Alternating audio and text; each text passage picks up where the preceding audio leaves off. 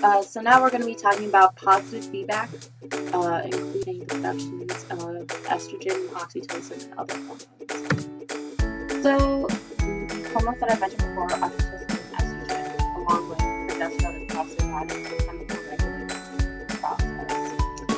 Oxytocin is a hormone that is produced in the hypothalamus and is secreted by the pituitary gland in the brain. Oxytocin is released during sex, childbirth, and lactation to aid reproductive functions. Oxytocin is typically known as the happy hormone due to its presence in romantic relationships, especially early on, and to its effects on anti-anxiety and romantic attachment and empathy. And also oxytocin appears to play a paramount role in protecting the intestine from damage, which is a potential use in treatment for irritable bowel disease. It's a hormone that not the reproductive cycle and the cycle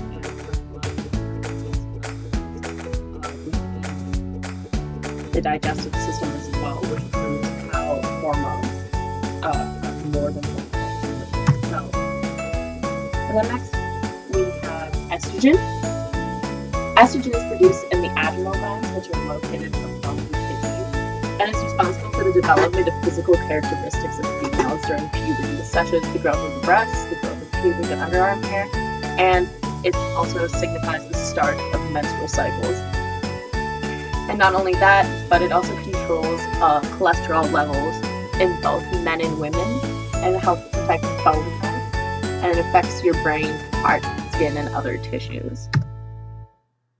And now we're moving on to progesterone. And progesterone, it causes the endometrium to secrete special proteins during the second half of the menstrual cycle, preparing it to receive and nourish an implanted fertilized egg.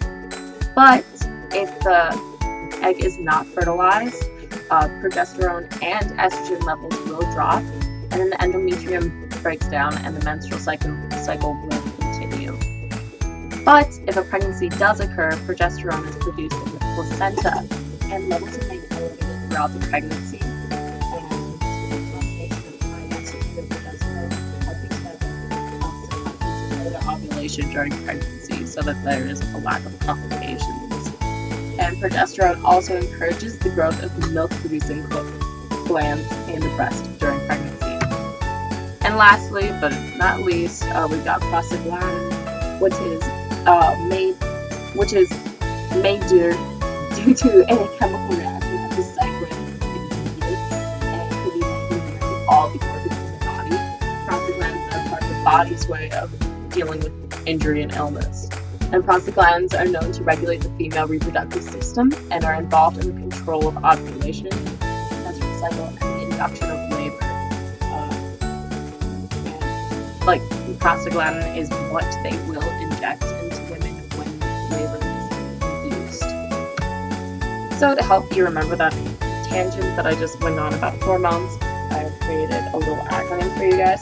So to help you remember this, know that oxytocin helps with contractions, estrogen helps with the development, progesterone helps with nutrition, and prostaglandin helps with labor. So help me remember this. Remember OCODPNPL, oxytocin, contractions, estrogen development, progesterone, nutrition, prostaglandin, labor, or better known as our cat's out so dogs peeing near Peter's lilies. Can you remember that? Say it 5 times fast. So now we're going to move on to actual childbirth.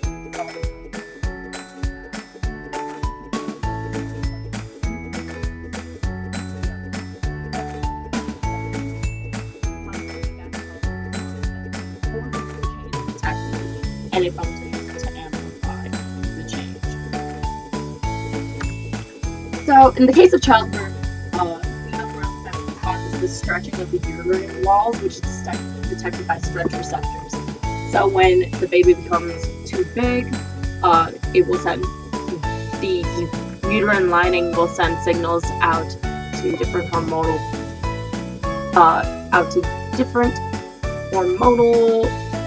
secretion spots.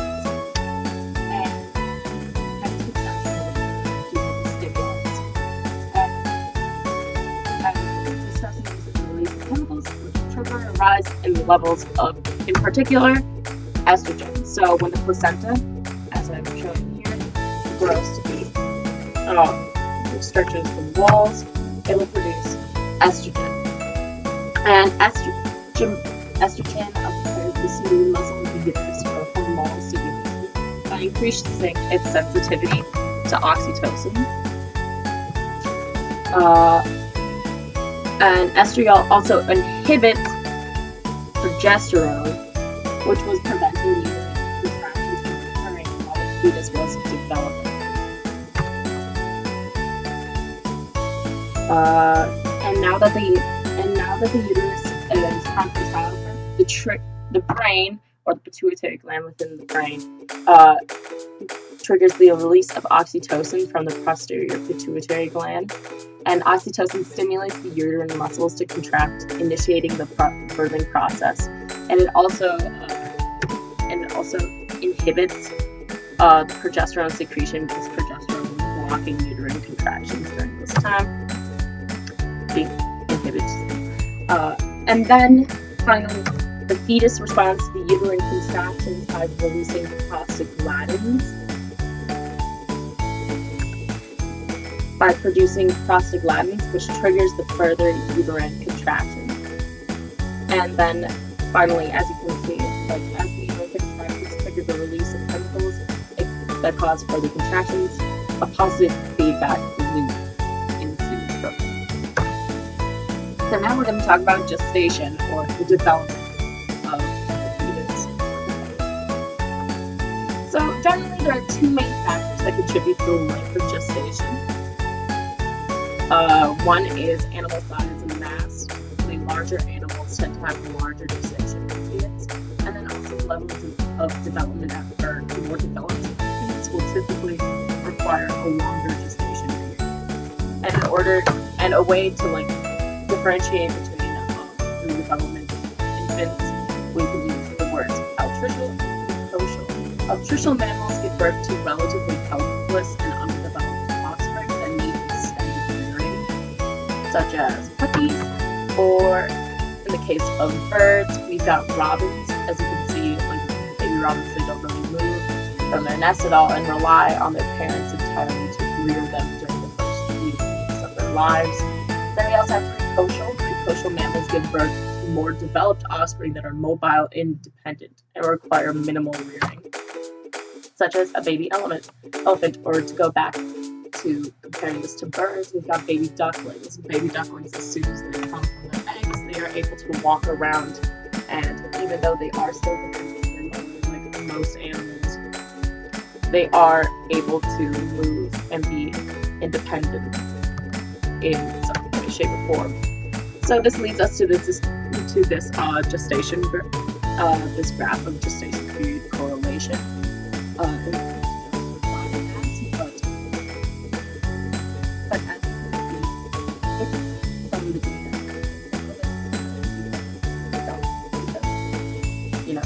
sometimes it doesn't really link. It doesn't really but we can still see some correlation throughout that body mass does larger body mass does.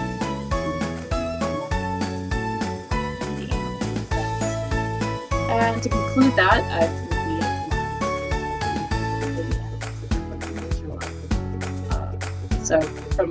So remember from the sequence, larger body mass within an animal means longer gestation period. Also, altricial means that the infant is not able to care for itself within the birth during the pregnancy. And precocial means that